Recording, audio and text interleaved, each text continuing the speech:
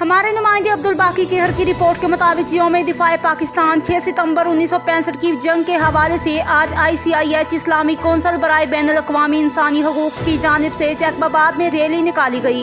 Rally शहीदुल्लाह बख्श park से लेकर press club Jacobabad तक और रैली की क़यादत अब्दुल गनी लाशारी और हसन अली बड़ो साईं इमाम अली शाह की क़यादत में पाक अफवाज के शहीदों को सुरख सलाम पेश करने के लिए निकाली गई।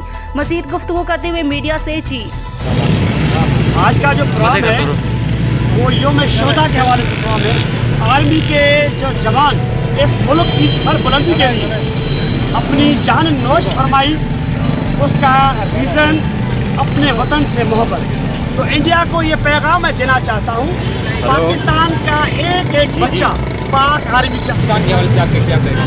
देखिए, आज की इस रैली का जो असल मकसद है, जो 1965 में हमारे बहादुर अपना अफवाज ने जो है अपना हिंदुस्तान की कोस्टल फौज को जो मुंह तोड़ जवाब दिया, उसके लिए हम आज निकले हैं। और आज इस रैली से हम अपने बहादुर जो शोहदा हैं उनको खराजी तहसील पेश करते हैं।